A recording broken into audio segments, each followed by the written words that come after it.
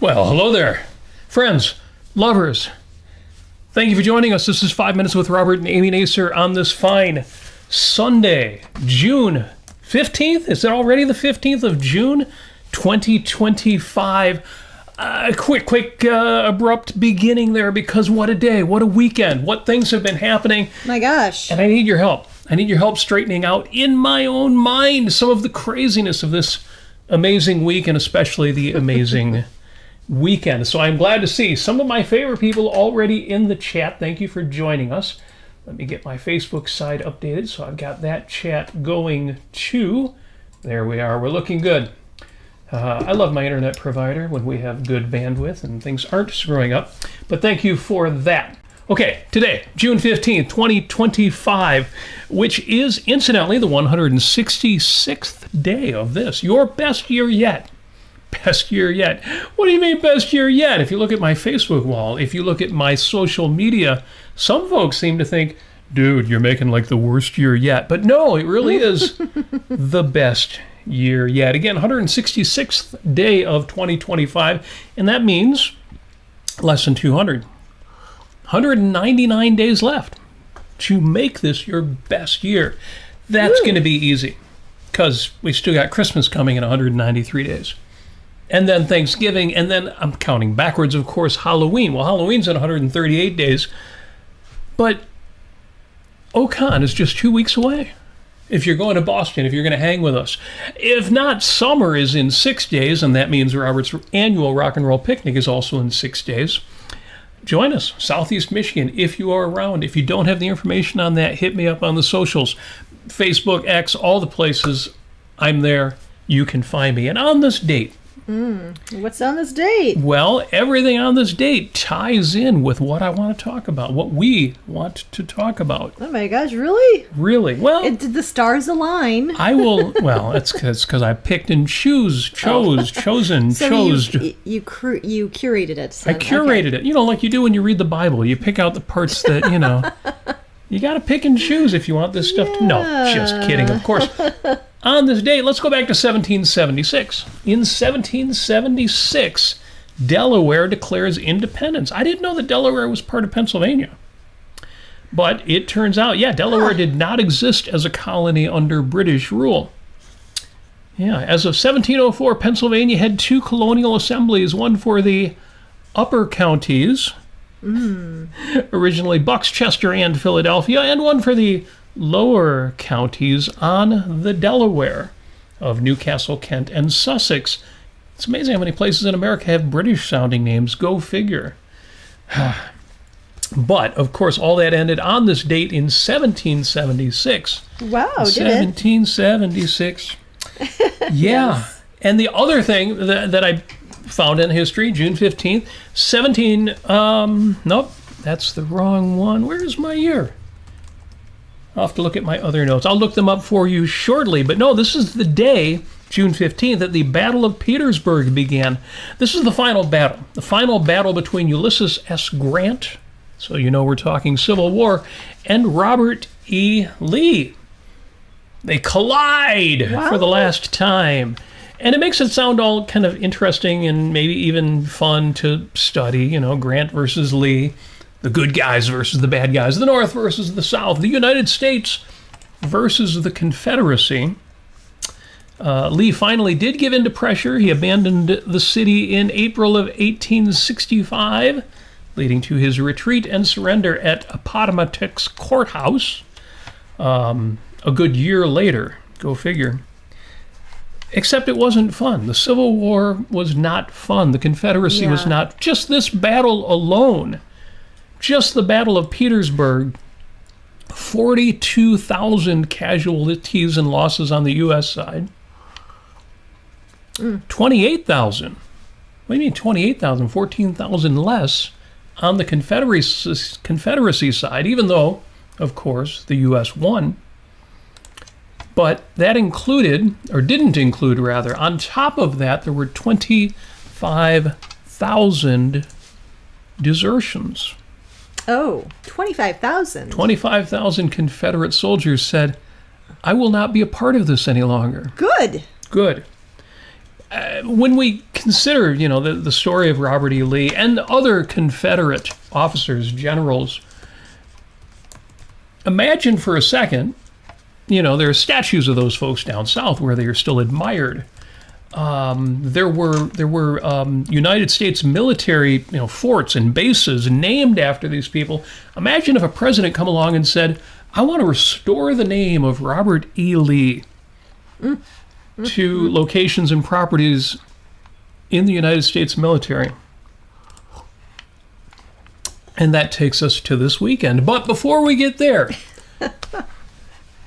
happy YMA Day. I have no idea what the Young Measle Association is. Apparently that was a tribe, an indigenous group of people, but I don't know, YMA, that just reminds me of somebody. When I was young, we had a band called Trebor. See if you can figure out what that is. Yeah, I should have a band called Yma. Yma, or Ima, Yma. or Yma. Absolutely. So I just say it's Amy Day. That's what I say. Well, every day is. Yeah. Yeah. The chat is active. Well, I'll catch up in a minute here. 2 quick happy birthdays. There's a bunch of them, but the 2 that I want to celebrate. The late Harry Nilsson was born on this date. He died too young. He was only 52 when we lost him. Born on this date, 1941. Interesting that he was a great songwriter, and yet 2 of the songs he was most well known for, he didn't write. Everybody's Talking was more of a country song, and Without You was written by Badfinger. Right. Yeah. Even though he was a great songwriter, and songs that he wrote, other people became famous for, like One. One is the loneliest number. He wrote that, but of course, Three Dog Night made a fortune with it. Yeah. Harry Nilsson is an interesting story, and because, as I will mention in a moment, it is Father's Day, Harry Nilsson famously wrote songs regarding his relationship with his father, which was not a happy one. Some of us didn't have the ideal father-son-daughter situation. No. I don't know. I just, it's hard to, I'm grateful that some of our friends have had good fathers. Some of them. Good mothers. But if you are out there on this Father's Day and thinking, well, I didn't have a father, or I didn't have a father worth having, or anything else that makes your Father's Day complicated, know that you are not alone. Believe me, we are absolutely in that boat, and managing that is a challenge. But if you didn't have a father, but you were a father, well, or if you didn't have a father, but you at least had some kind of role models out there, or if you didn't have a father and you survived it, and you can at least look in the mirror and say, I got through anyway. So happy Father's Day. Of course, most of you, many of you, did have fathers that you admire and appreciate, or you are fathers that should be admired and appreciated. And a huge shout out to you for that. The other birthday today, it's Julie Hagerty's birthday. She is still with us, 70 years old, but still with us. So it's a good day to watch Airplane. It's always a good day to watch Airplane. So happy birthday to Julie Hagerty. And Don't Call Me Shirley. Yes. Yeah. A great film. A great film. We were talking last night about films that were kind of mixed or kind of dumb, but very, very funny. Yes. Since we watched Spinal Tap recently, and then, of course, on an entirely different vein, but not that different, Mel Brooks. And we talked about Blazing Saddles and Young Frankenstein. And that Mel Brooks is going to do a sequel of Spaceballs. Yeah, the common denominator there between Spinal Tap and Mel Brooks is that Spinal Tap, Christopher Guest and the folks behind Spinal Tap are releasing a sequel to Spinal Tap after a zillion years. And Mel Brooks just announced they're doing a sequel to Spaceballs, one of the Mel Brooks films I didn't quite get that one. It was kind of dumb. But if you liked Spaceballs, if you enjoyed that, if you're a Star Wars fan, or at least enjoy Star Wars parodies, that apparently is happening and is supposed to be released sometime later this year. And more power to Mel Brooks, still alive, old as sin, but love it. He's still got it all together. Very, very cool.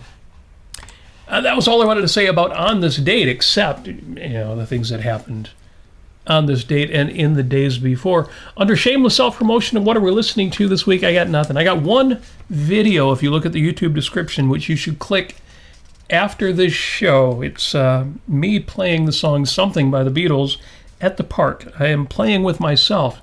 I mean, I'm playing with multi-tracking. And for some reason, that video only has like 40 views on it. I guess because I posted it on Facebook and most people watched it there. So help me get that view count up. And that's all I'm going to say about shameless self-promotion this week. And the reason is what we really want to talk about is somewhere in Ayn Rand's writing, and I couldn't find it in researching for this episode. So if you know the reference, please say it in the chat. What's the question? And, well, it's what I remember Ayn Rand writing or saying. Somewhere she said that the unforgivable sin, and she didn't mean this out of context, like there's only one unforgivable sin and it's this, but an unforgivable sin is to confront somebody not just with the irrational, but with the appearance of the irrational. With the appearance that the world is irrational. Kelly, I wanted to say that's in the context of children. Well, I did find that one. So here's a quote from Atlas Shrugged. This is the mother of children. People say Ayn Rand didn't write about families or people with children, and she didn't write much about that. It wasn't that interesting to her. But she has a mother in the story Atlas Shrugged, in the novel. I won't give the spoiler, so I'll leave that out. But this mother has these charming children, and she's talking to the protagonist, Dagny, about them. And she's like, well, the reason why my children are so happy and obviously, good children, she says, the cause is that here, there's no person who would not consider it monstrous ever to confront a child with the slightest suggestion of the irrational. So you're right, there is that reference in Atlas Shrugged, but there was another one where even in dealing with adults, the idea is we're not altruists. We don't self-sacrifice. You don't owe anybody anything unearned. But one thing that you do owe every honest person that you deal with is rationality, is to not confront them with the irrational. And if they are honest and earnest and have a question, you owe them an honest answer. And I was thinking about that because, and here we go, we went out this weekend and had some fun. We did. We did. What did we do? Well, if you want to tell folks we did a lot. We went to flamenco practice. We went to Greenfield Village. We did all sorts of things, but for 2 hours in the afternoon. Yeah. Saturday afternoon. Does everybody know what happened across the nation for 2 hours on Saturday afternoon? So we went to a suburb of Detroit called Livonia, which is just one city over from us. We did it, and so we attended the No Kings protests.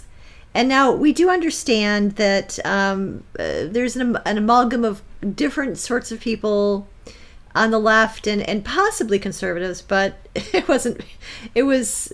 I know, for instance, the organization called Indivisible is a bit of a mix. It's not, they're not the wacky left or whatever.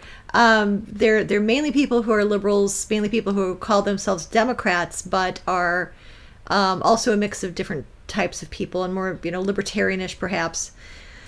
That was one of the sponsors or one of their organizations that actually put this together across the nation or helped with that.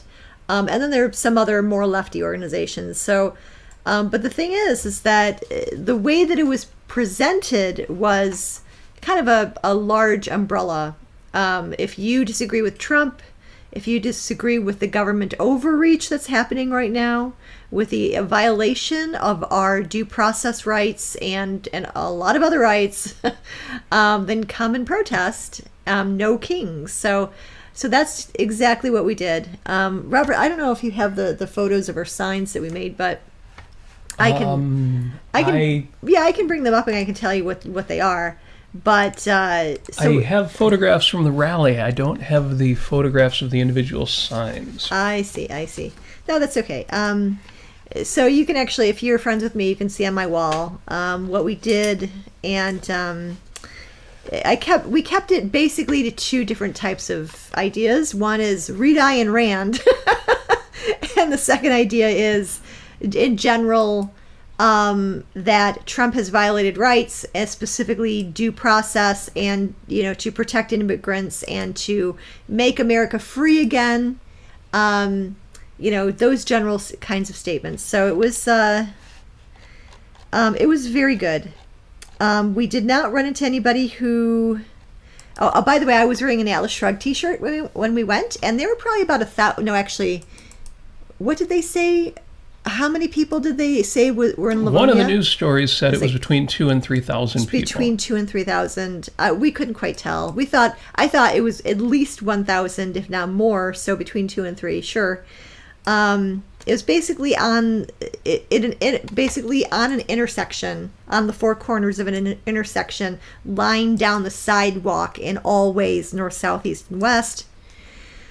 And it was good. And people there were really nice. Although I had an Atlas Shrugged T-shirt on, nobody came up. And though our sign said "Read Ayn Rand," no one came up to us and said, that Ayn Rand, or whatever. Yeah, well, I was kind of hoping we would get a little more reaction with that. Nobody really. I mean, I should say this. Everyone was very polite and very civil with each other. Seriously. And the only opposition we had were people in their cars who were driving by and throwing birds at us. Okay, this is very cool. What? We can't do super chats because we need you to help us out to get to 1,000 subscribers, but Jason Adams has looks like he's copied and pasted from PayPal. He says, "You sent $20 to Robert Nasir, sign ideas and ice cream." We've got to tell that story. Yes. So, folks, point is, we attended the No Kings rallies yesterday. Now, first and foremost, what do you mean no kings? Well, it's a phrase that's come up. And as far as I know, and this is an answer to a question Jim asked about it, he said, well, where does this come from? Did Trump, say something where he declares himself king or something like that? As far as I know, no. The whole point of No Kings is, and that's why I had to post the Schoolhouse Rock video on Facebook, Trump is, although he doesn't have the decorum, he's acting like a king since January 20th. In other words, he's ruling without reference to the legislature. He's ruling by executive order. He's also behaving badly, but set that aside for a moment.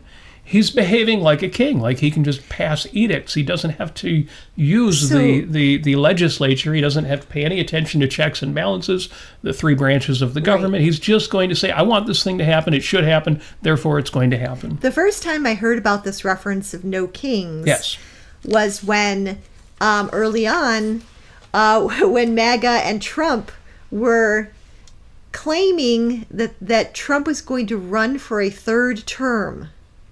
That is how that evolved. So the idea of a third term, putting out the MAGA hat that says 2028. Although that was trolling, although maybe not. Who knows? You just don't know. And it's intentional. Obviously, it's intentional that you don't know. Yeah, it is. It's a combination of trolling and trial balloons to see what he can get away with. Right. The guy is an agent of chaos, and that's what he is. Now, that's what all he can be expected to do is be, throwing chaos at people. And right. So, Jim, in answer to your question, the phrase has come up spontaneously. We didn't invent it, but as far as I know, it wasn't Trump himself. It was people observing his behavior as king, as ruler, as emperor, as dictator of the United States of America. And it's caught on. And somebody, incidentally, is sure to tell me on my Facebook wall, well, the reason it caught on is because there's big money coming from the masterminds of the left. Which, incidentally, I'm not going to deny that may well be true, although the assertion is arbitrary, though some of you know what that word means. I wouldn't be shocked if that turned out to be the case, and I don't care. I literally don't care. And it's strange because I've got friends and people who are not friends, but who are chiming in on my posts because it's all public and anybody can chime in unless I block them, who are saying if you're participating in this No Kings rally, you're supporting the left. You're either for Trump or you are leftist, communist, pinko, You're helping Yeah, George Soros. Yeah, and I call BS on that so much. you have no choice. It's one or the other. I mean, the thing is that it's the same idea of when we supported the Tea Party rallies, when I was a GOP state committee woman and delegate, when I was part of the Liberty Caucus, when we went to rallies, there were people who had anti-abortion signs. There were people who basically were rallying for a safety net in the GOP, in these Tea Party rallies. And people demanding that we return religion to politics. Yes. The things we encountered at the Tea Party rallies, and it related rallies during Obama's presidency, and we've been doing rallies since Clinton days, but especially during the Tea Party times, the kind of irrationality that we confronted, you would think people would have said to us, why are you going to Tea Party rallies? Those people aren't rational. You're sanctioning the evil of those Tea Party people. Somehow that didn't happen, but deciding to check out and participate in the No Kings rally to say, I think our president is overstepping his authority, to say the least, got a few reactions. And, you can't take them too seriously. It was only a few of them, but one person said, I thought you were the opposite of a Yaron Brook supporter. He didn't say it in those words. It was a little less respectful than that, but this is really bizarre. I am a Yaron Brook supporter, and anybody who listens to Yaron Brook and sees my super chats or sees me on the monthly contributors ask me anything knows that. It shouldn't be a big surprise. If you are not a Yaron Brook supporter, and, different people have different priorities and different reasons to criticize people, more power to you. But there's a common denominator here. There's something missing. There's something missing. And as I read a couple other comments that I've received, or a couple other reactions that we've gotten, see if you can figure out the common denominator that's missing. And no, it's not just rationality. They're not rational. Here's a comment I got. After the murder of Melissa Hortman and her husband, Robert Nasir, I suggest that you let the No Kings rally go. Seriously and very respectfully submitted. Now, this tiny little rally that we were at in Livonia, Michigan, while other rallies were happening all around Michigan. Yeah. Again, the newspaper said 2,000 to 3,000 people. There was one going on in Grand Rapids that was bigger. There was one going on in Detroit that was much bigger. Yeah, 5,000 people. And these are going on all over the country. The story of Melissa Hortman and her husband is very sad. She was a Democratic representative. Actually, she wasn't even a straight Democrat. She was the Democrat Farmer something party, extension of the Democratic Party. They found out that the guy who killed her husband and shot at two other Democratic politicians, he opened a business in the Congo. That's, in Africa. And he's like done work around the world. He's worked with churches.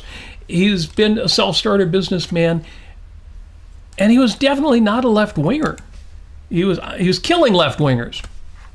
And yet, some of my I don't want to say right-wing friends because I don't want to paint with a broad brush there. Some of my crazy friends found out that this guy who shot at who killed Representative Hortman, well, he was on the governor's panel for some do-good thing. Bipartisan thing. Well, the governor at the time was Tim Walz, former contender for vice president of the United States and obviously a Democrat, a lefty. So this guy must have been a lefty, right? Everything about this guy screams right-wing conservative wacko, and yet because he was on the governor's panel and the governor at the time was a Democrat, people are trying to paint this guy as a leftist wacko.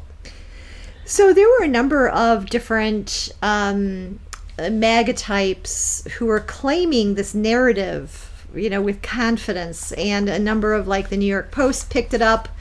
and they were saying, oh yeah, this guy is a Democrat, and because I think it was something like they didn't pass some sort of democratic bill that they wanted, and he was angry because of that.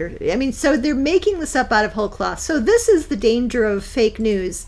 It's so interesting how Donald Trump will, constantly claim fake news about this or that or the other thing, while you see him in real time spinning whole cloth stories that are complete lies. It's very fascinating on a psychological level to see that kind of psychopathy coming out of, a very visible source. And that's why I said the missing element that I want you to guess is not that people are irrational. There is that. There's a lot of that. Here, I'll give you one more commenter out of the craziness that we received around this weekend. Somebody tried to hit up Amy with a question, not a friend of Amy's, and it was, anyway, yeah, it didn't work. And so this person commented on my thread and said, well, Amy blocked me when I asked, so I'll ask again here. Oh no. You ready for this? How do you feel knowing you attended a rally tied to political assassination? Actually, it says assassination. So maybe I'm misinterpreting. I don't know what assassination is. What is it? What is the thing? Have you stopped beating your wife? A political rap.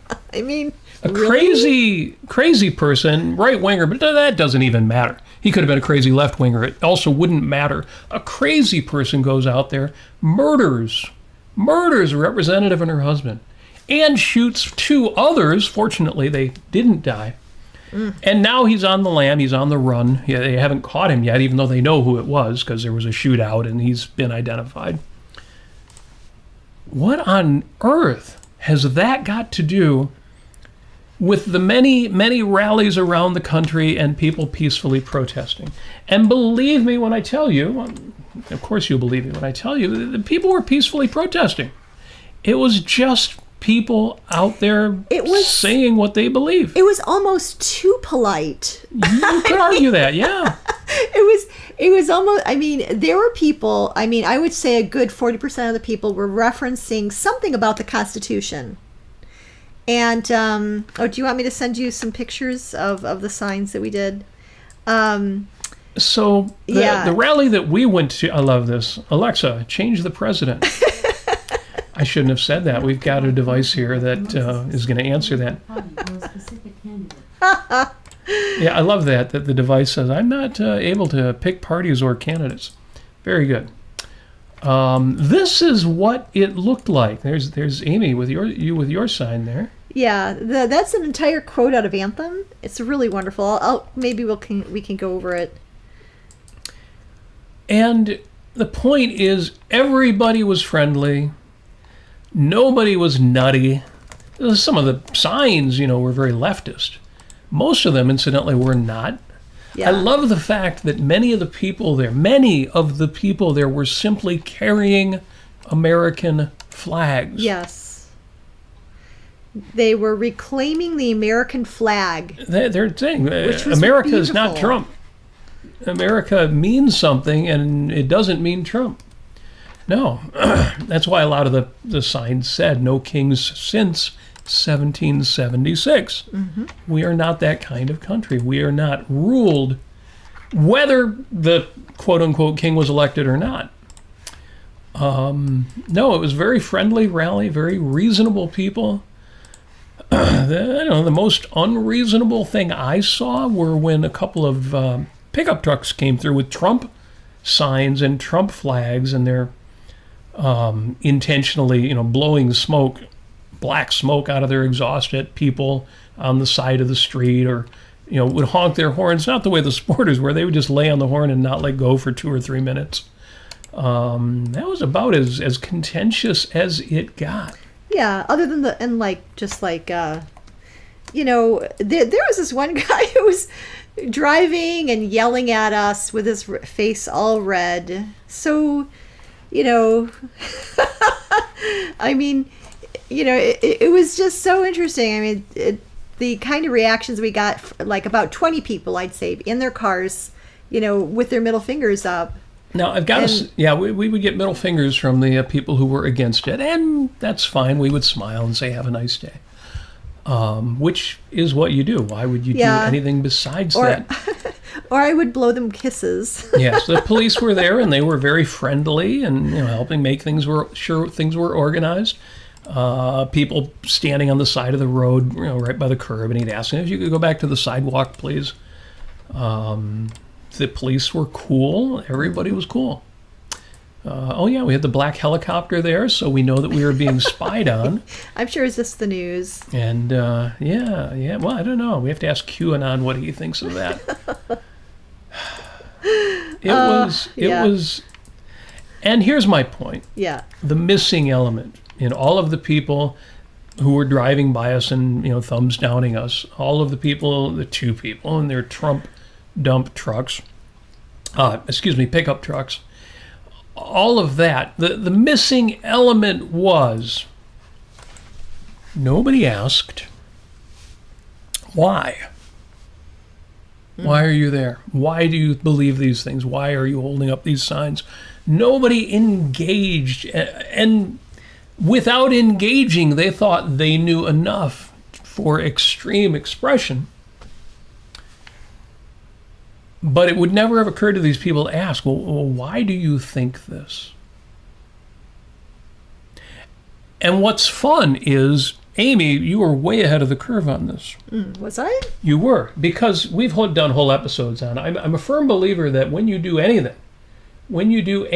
at all, you should know why you're doing it. You should do things consciously and with intention, mindfully. And Amy, you put up a post before the rally.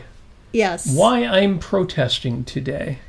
Yeah, I can read it. And that was excellent. You gave 6 reasons. 6 good reasons. Good reasons to do this thing. Because I'll tell you what, while we were out there, we were surrounded by some kindred spirits, but a lot of people who I wouldn't describe that way. They were great. They were civil. They were kind. They were nice. Yes. They were peace and love. They were hippy-dippy. But ideologically, they were not our partners. Right. We were out there saying something different. Yes, we were. And it's something that needed to be said. It needed to be part of the conversation. Yeah, I mean... But why? Why do it? Well, okay, so first of all, on the chance that I might meet friendly, like-minded people, I ended up running into coworkers and former coworkers at this rally. Yes, and other good people that were just good to see doing what they were doing. Yeah, and there's this one guy... God, it still cracks me up. He's wearing this black t-shirt, and the t-shirt says...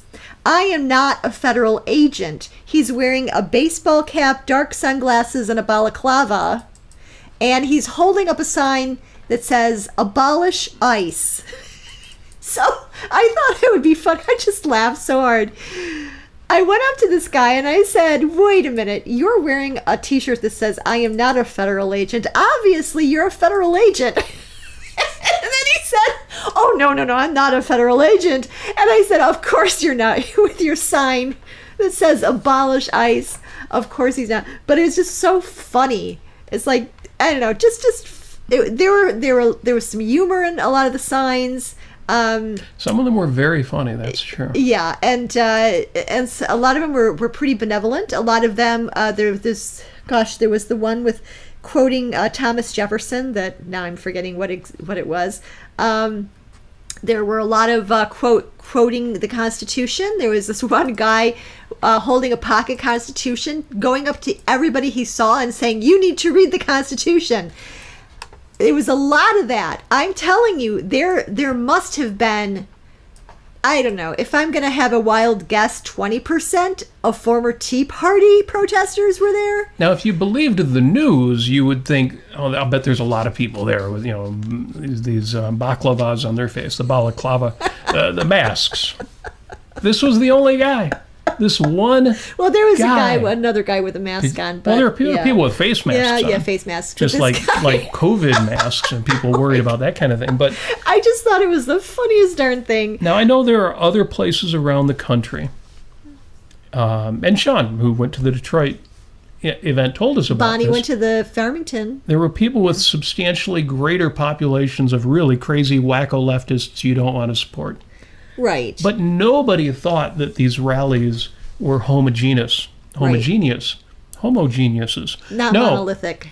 they were not monolithic. And so if there were, free Palestine people mixed in, if there were, crazy socialists or communists mixed in, it didn't matter. You weren't sanctioning them because nobody thought that everybody was the same at these events. And the vast majority of people weren't. They were just reasonable people who were expressing themselves. The one thing that Sean told us last night when he went to the Detroit, at Clark Park in Detroit, there were about 5,000 people there. And Radisha Tlaib was there and all this stuff. And I guess she wasn't so terrible. She was more of a politician, and she was on point and, focused. Yeah, she was being less squad and more just politician. Yeah, and but there was this one guy who was a socialist who was up there, and he's from a socialist organization. Come join our socialist organization. And you know what he was advocating for? What was he advocating for? He was saying, none of us should trust the government. And who does that sound like?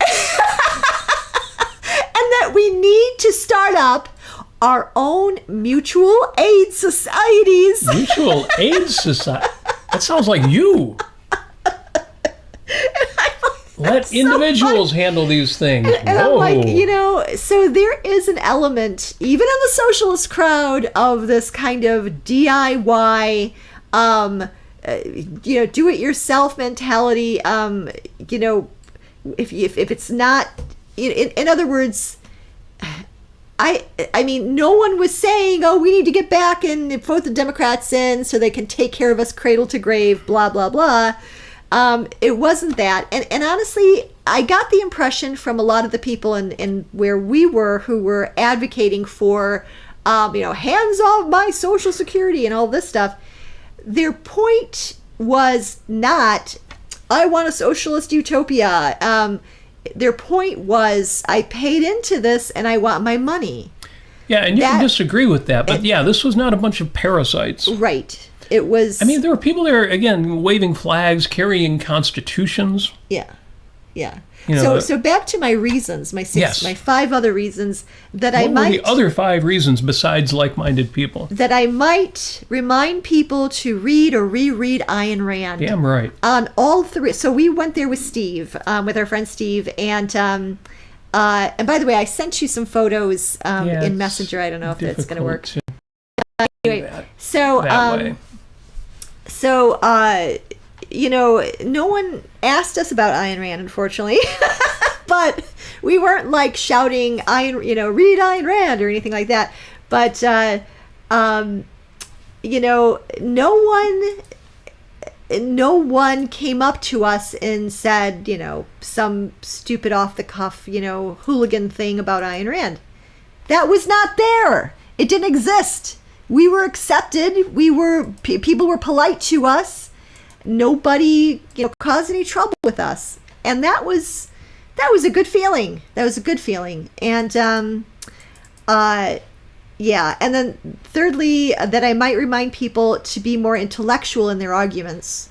So our signs were verbose, except for yours, Robert. You made it nice and succinct, but mine was, one side of my sign was pretty clear cut. It wasn't too many words, and it was direct to the point. It was basically protect immigrants and due process. And then I think I had a line in there on the 14th Amendment, and then read Ayn Rand at the bottom. That was outward facing for the cars, and inward facing, the other side, for the other protesters behind us, was this very long quote from Anthem. And this was, I'll just read it real quick. At first, man was enslaved by gods, but he broke their chains. Then he was enslaved by his birth, by his kin, by his race, but he broke their chains. He declared to all his brothers that a man has rights, which neither God nor king nor other men can take away from him, no matter what their number, for his is the right of man, and there is no right on earth above this right. And that's from Anthem. So people were stopping to read, that I just thought it was very nice.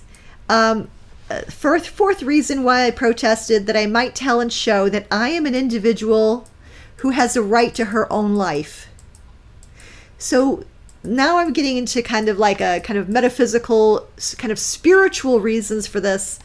The fifth one being that I might stand in the sunshine as a free human being and express my thoughts without punishment. That was really important for me, because every day we're bombarded with violation after violation and threat after threat to our freedoms in this country. And it can really wear you down and make you start to believe that you're living in a dystopian life, a dystopian universe. We're not, of course, we're not even near that, but it really wears you down. And so you need to go out, you need to exercise your freedoms while you still have them. That was my point of that, and that's what we did. And lastly, that we will have a little fun speaking our minds and loving life. So I hope that you all take that to heart, because I did, and it was fulfilling and rewarding to be there. Not everybody was like-minded, but that doesn't matter. You need to go out there and act like a free person if you want to be free. That's my... So there you are. There's some food for thought. Yeah. You know what? Write to people like you are a free person. Act like a free person. Don't just shelter yourself, cocoon yourself, and despair. Yes. Please don't. So the missing element, was curiosity. You Ted Lasso fans out there know what I'm talking about. Be curious. Yeah. Lasso says, be curious, not judgmental. I don't think you can judge properly until you've been curious, until you've actually said, wait, what is going on here? Yes. Not that, this person has triggered my sensitivity to leftism or the wrong side of things. And that will not serve you well. And I'm sure most of you know that, but it was surprising to run into so much of that this weekend. Yeah. From people who, for example, claim to be Ayn Rand fans, objectivists, people who are supposedly rational and reasonable. And it was kind of missing. Yeah. And, one thing that... And it's not rational. Right. Yeah, you be curious. Don't just assume the worst of other people's thoughts. Be curious and ask them. Yeah, Bonnie said in the chat here, where did that go? Bonnie went to one of the rallies, and Bonnie knows as much as anybody how much evil and irrationality is out there, but she said, I felt like I was seeing thoughtful Americans, the kind of people who normally wouldn't protest. And Bonnie, you're right, that's exactly what we saw in Livonia, Michigan, too. Is just normal, decent, the same people who you would meet at a coffee shop or a restaurant or a department store or a movie theater or any place else you might go. They might have been the people serving you that cup of coffee or just another customer you might exchange a conversation. They were just normal people, decent people who I certainly would have disagreements with about philosophy, about politics, about things. And that's okay. But they're good people. Yeah, I summed it up with, in my mind this morning, with not only were they saying no to Trump, is a big no, on his birthday. It was so good. So good. They were saying no to Trump, but they were saying, what were they saying yes to? My take is that they were saying yes to civility. Yes. They were saying yes to decency. They were saying, to the extent that they can, they were saying yes to reason. Yes. To the extent they were carrying American flags and signs encouraging people to read the Constitution and And in your case, Amy, lists of the violations Trump has made that were akin to the ones King George did. Yes. You can read the whole list in the Declaration of Independence, and you decide for yourself which ones they had in common. They were fighting for America. Yes. They were fighting for America. Some of them were doing it wrong. Some of them were doing it really, really wrong. And, tomorrow, the next day, I would be fighting them.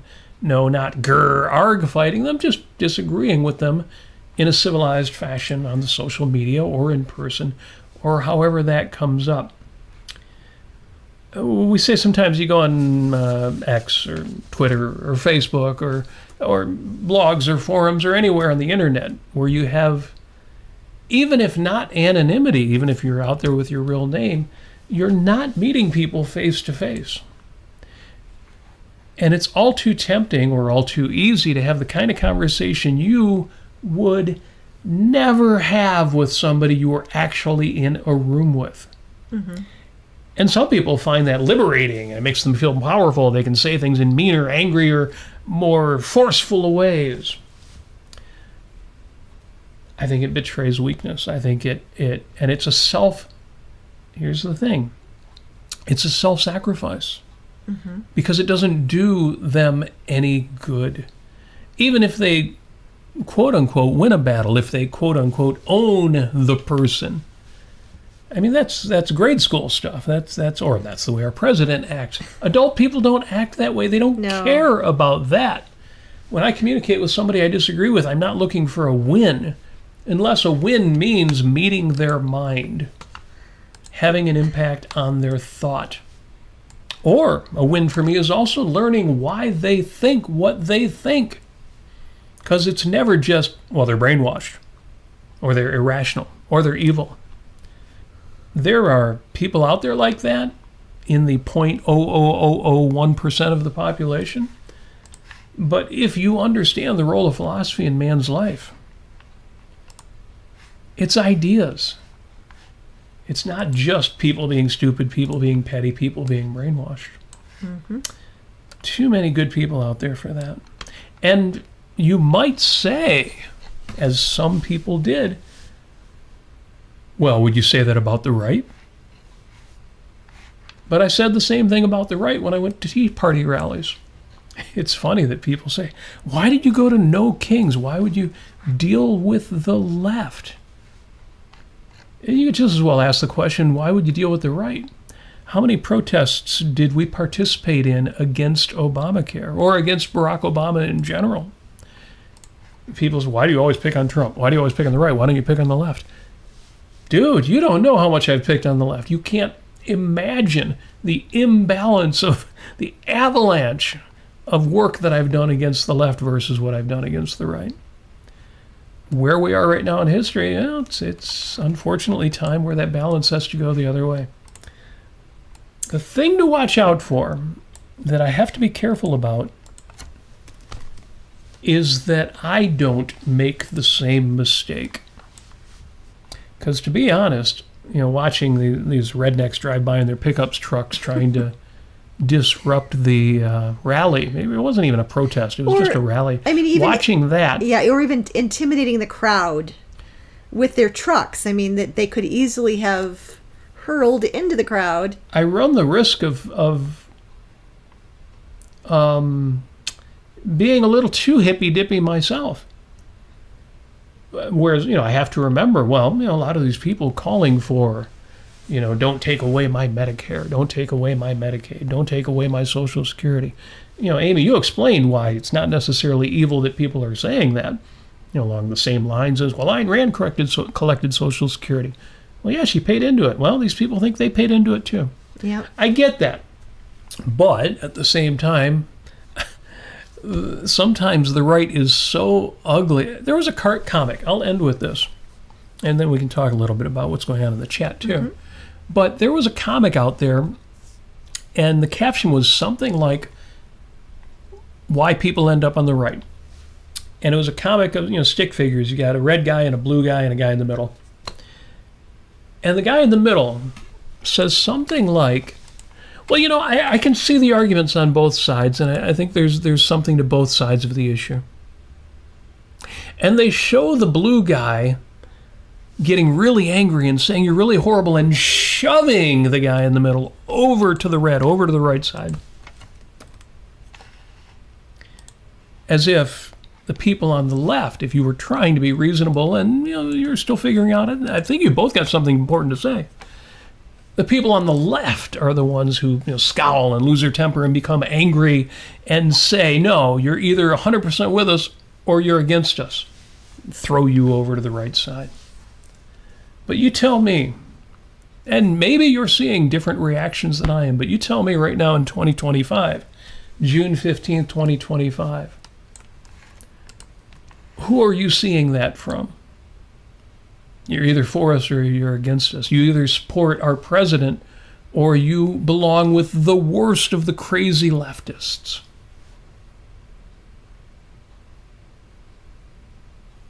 So what's going on in the chat?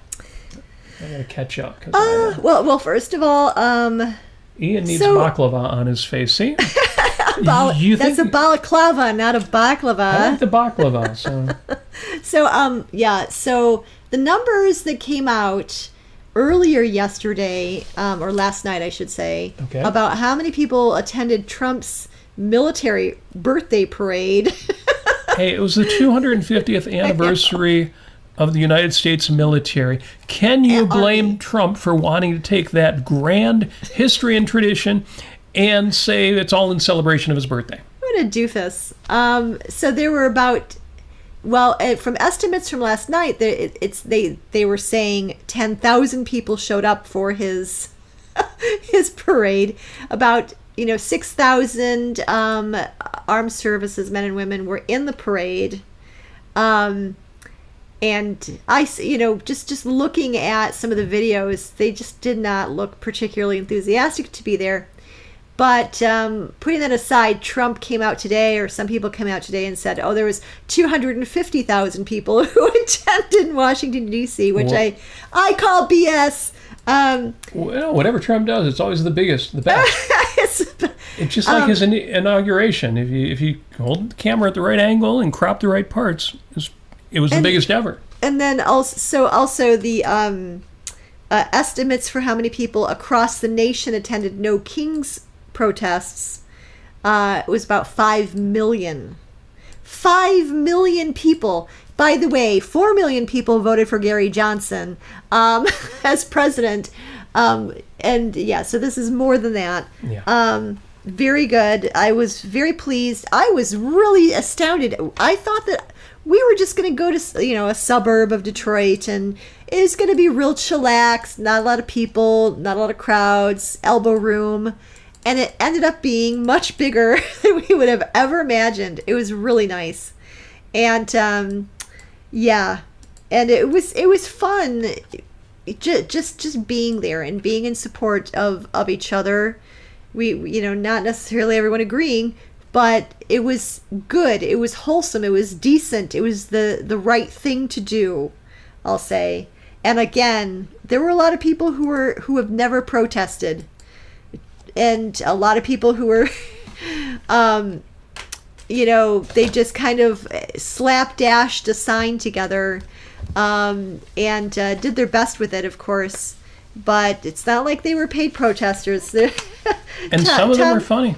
Yeah, I still appreciate the one that said, it was on a piece of paper on a piece of cardboard, not very big. It said, "So much wrong and so little cardboard." Yes. That was so good. So much I know the one sign, though, that had the most impact on you. Yeah, there was a tiny sign that somebody put together. One side of it said, "Protect due process." The other side really hit me hard emotionally. This one lady was holding it up, and I just felt like I wanted to hug her. Her sign said, "This is not normal. This is not normal." And that really hit me because, this is really extraordinary. What's going on right now in our country? This is a big, enormous blow to the Bill of Rights, This is an enormous blow to our system of government that has allowed people to be free and prosperous for so many years, and to see it basically denigrated the way that it has been in the last several months now.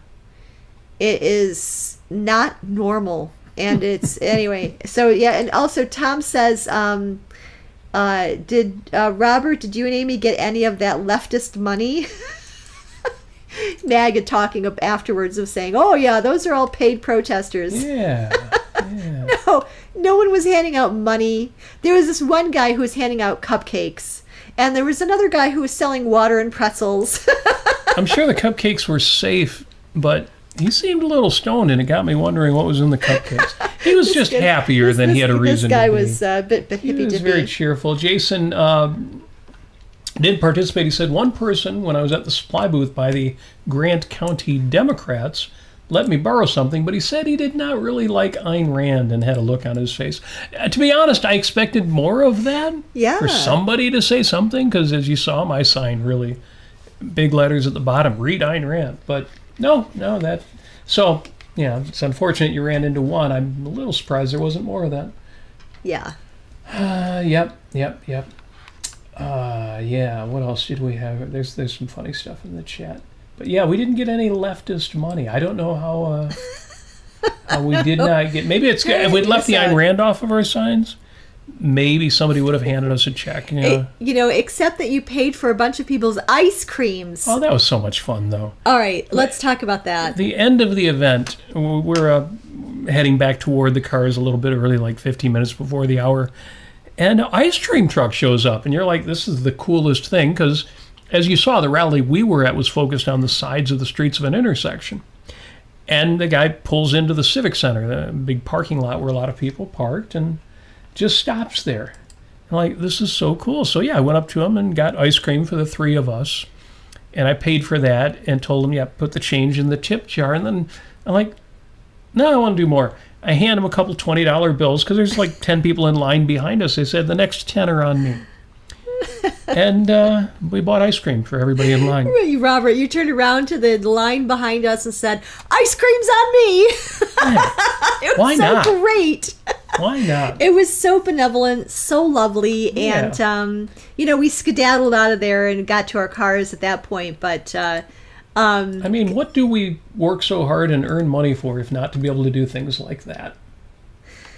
What's the point if you're not going to really enjoy your money? Yes. And we're not rich, but it's $40. It's not going to be missed. And it was lovely to.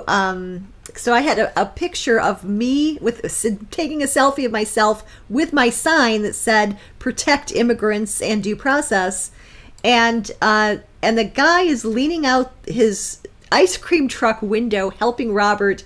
They were picking out ice creams, and I have this all in a shot on my wall. So if you want to go there, you can see that. It was great. It was wonderful. And sorry, when I read about the guy who's trying to comment on your wall and commented on my wall, how do you feel being involved in an event that, also there was also an assassination? Ian says, how do you feel wearing pants when there are assassins who also wear pants? Yeah, you're right. Yes. You're right. I'm going out in a skirt now. I don't know. Yeah. Yeah, we're going to have to change our evil ways. Jeez. Yeah, and Chandler ran into the same kind of mixed thing, that we do, which he said, I went to the abortion rights rally in D.C., even though just about everybody there would probably hate me if they knew my political positions. You're right. We are not left. We are not right.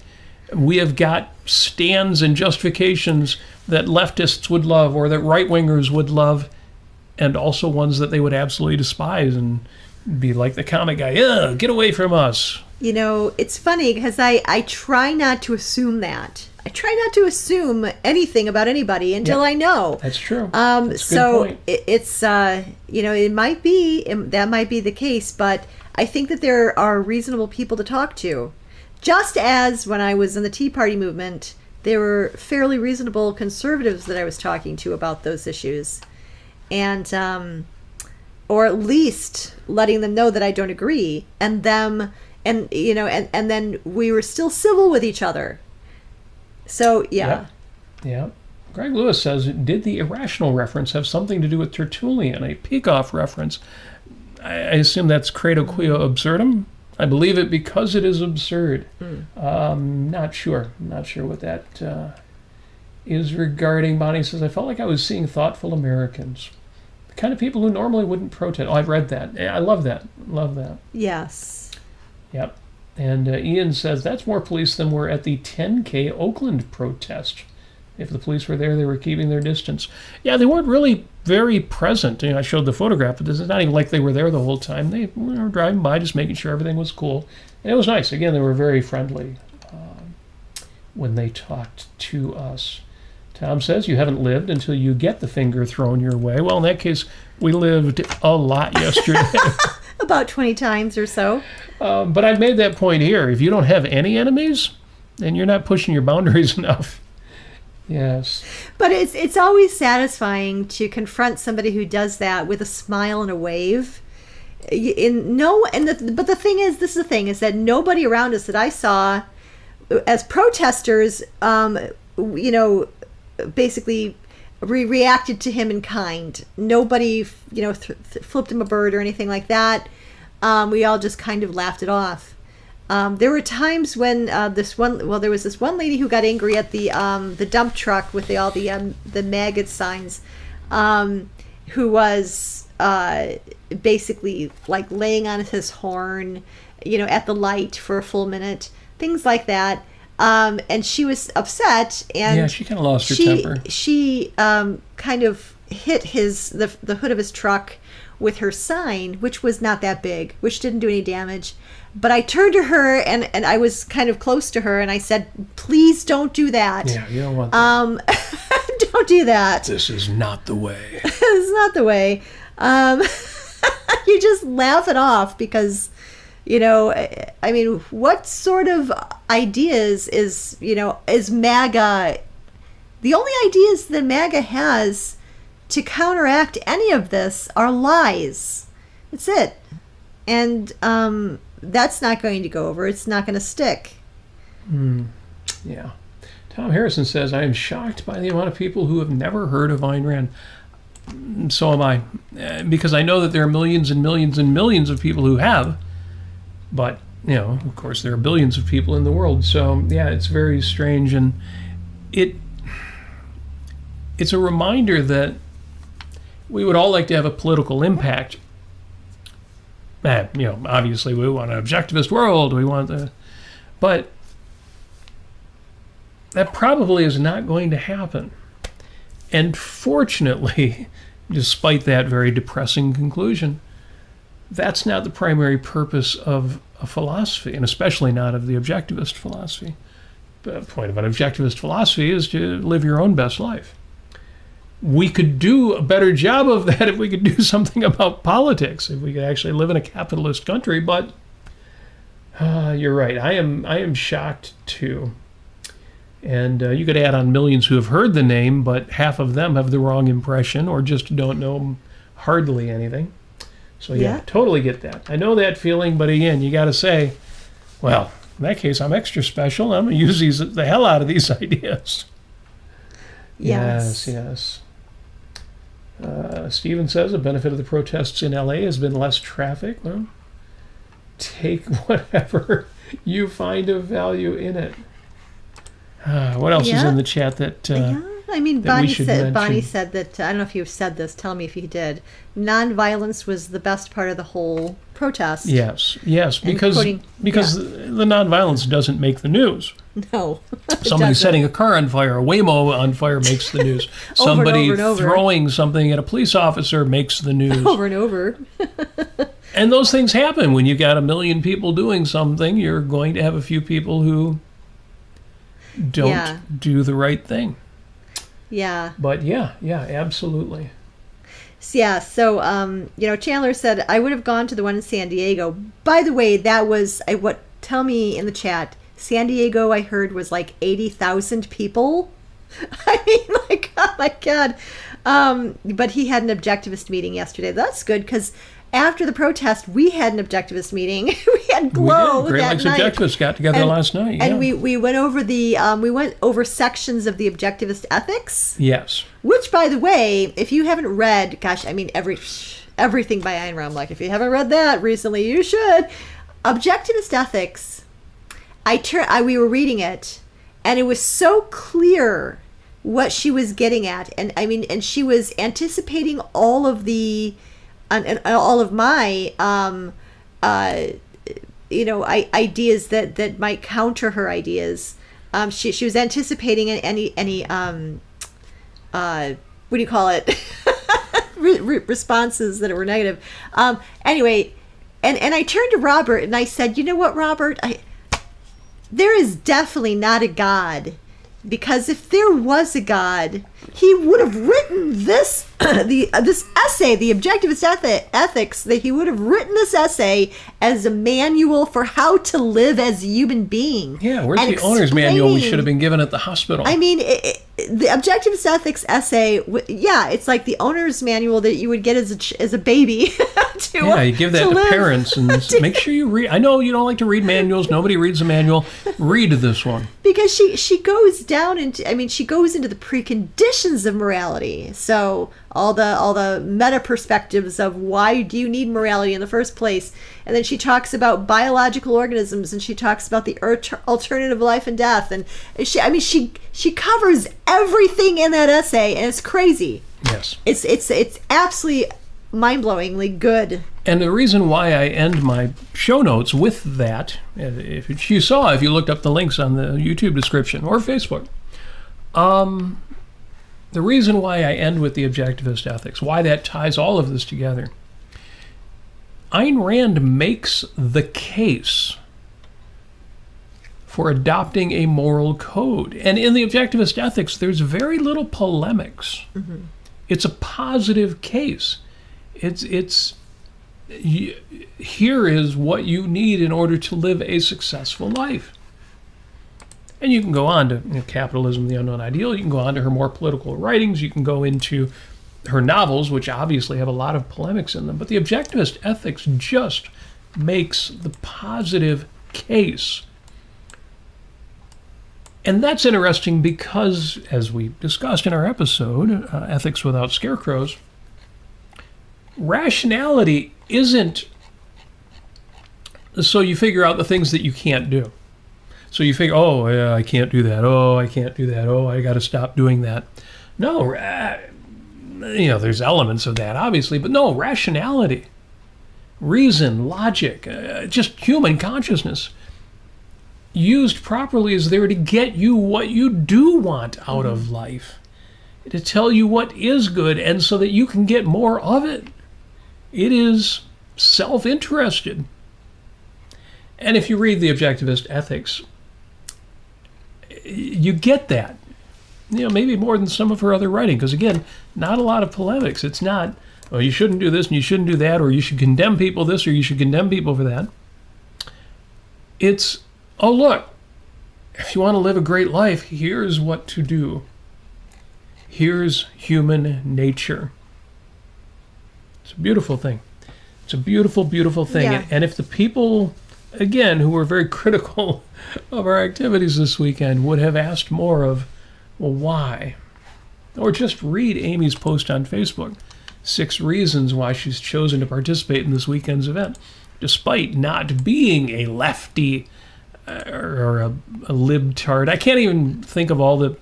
it worries me, if you've gotten used to thinking of politics in terms of these insults, Trump language, where you have an insulted name for everybody instead of their actual name, you might reconsider that and think about what that's doing for you, if anything. Right. Is it providing you mental clarity or conceptual clarity? And is it making it difficult for you to communicate with other people? Because I've got to admit, as soon as somebody writes a comment on one of my posts or threads or email, wherever, as soon as I see, well, what about the libtards doing, or any of that kind of language, it's a brain killer. It scrambles my brain. Right. I know they think, well, that'll help shift them into my way of thinking.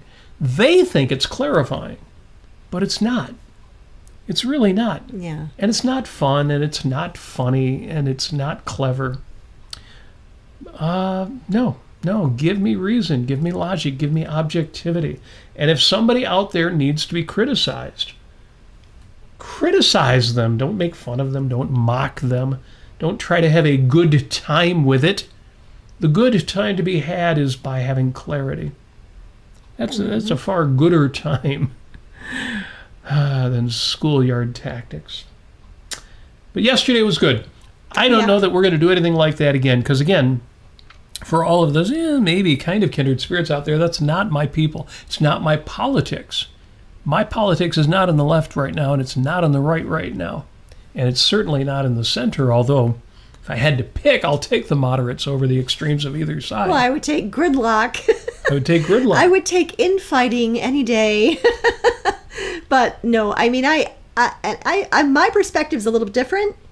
I do have commonality with both sides.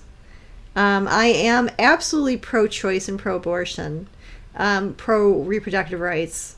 I'm pro-LGBTQ, however, and all of that, and socially liberal, I should say, and fiscally conservative, I should say. But see, that doesn't even work anymore because I know. Because I'm not BLM, Antifa, which they would call socially liberal. Well, what I mean by socially liberal is how it affects. Well, I see what you mean. Yeah, it is a little bit scrambled at this point, but I can reason with people. I can talk to people. I can agree with them to a certain extent, and whatever that is. Find the commonalities. Yeah. And tell them to read Ayn Rand. Tell them that this author is out there, this philosopher is out there, this political thinker is out there, and you really should look into what she has written, because it's extremely helpful in clarifying what is right and what is important, and what you should be protecting. Yeah. Yeah. So Narendra says, good morning. Good morning, Good Narendra. morning. From the entirely opposite, perfectly other side of the world. We're global. When Narendra's in the room, we are global. And that's a good thing. So folks, when you fight for your values, do not let anybody stop you, even if they don't understand the fight, even if they think you're doing it wrong. But even more than that, encourage curiosity. See if you can get them to give a rat's ass why, to be willing to ask that question. Yeah. Not just, well, what do you think so I can judge it, but why do you think what you think? Yep. Can we talk? Can we have the conversation? Can we have a meeting of the minds? Can we reason? Yes. And even if we can't, that's fine. You've got the owner's manual of life. Be rational for your own fine, selfish sake. We're certainly going to do that. We're going to keep doing it with you. We're running a little bit long, so unless there's anything else that we need to answer, I'll review the chat when we're done. I have not read that, Bonnie. There's a little golden book, a kid's book, called Mr. Dog, about a little boy who belonged to himself, a classic. That idea of writing a children's story about self-ownership, about owning yourself, that's a tantalizing idea. Of course, you could always just pick up a copy of Anthem, skip to chapter 11, and get that story too, or any of a number of other places. So yeah, Bonnie, I'll look that one up because now I am curious. Yes. And Greg says, so instead of Who is John Galt t-shirts, we need Who is Ayn Rand garb. I agree. In fact, I've got a copy of the book, Who is Ayn Rand, from back before the Brandons went off the rails. And Who is Ayn Rand? I would swear I've seen that before besides the book. Either way, you're right. A good shirt, a good question to throw out there. And How to popularize these ideas. Well, one way to popularize these ideas is to share this show. Like and share. Yes. If you can do that, if we can get ourselves to the point of having 1,000 subscribers, we will reach critical mass and we will explode. No, we will reach critical mass and we will expand. Kind of like the story of Howard Rourke and the Fountainhead. You know, slowly but then quickly. And that is what we would love to see. Folks, thanks for joining us. We've had a heck of a weekend, and we appreciate the company. We're going to wrap it up. I think we've got one more regular show before OCON, and then the schedule might get irregular again for a week or two.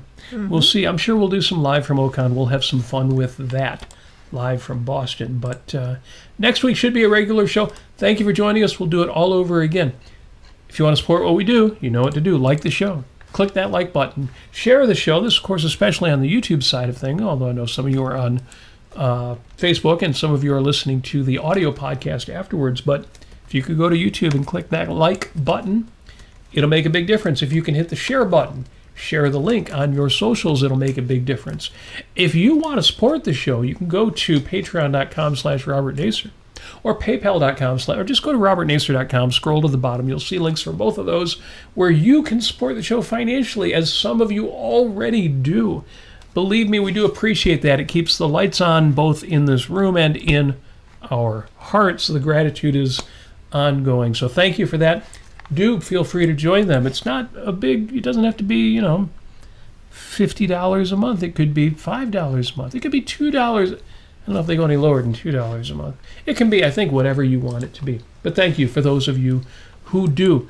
Do feel free to engage with us on the socials, on social media, in all the ways in which we are available. We are kind of excessively out there and public because that is exactly what we want. And I don't think there's anything else to say. Oh, wait. Yeah? Wait.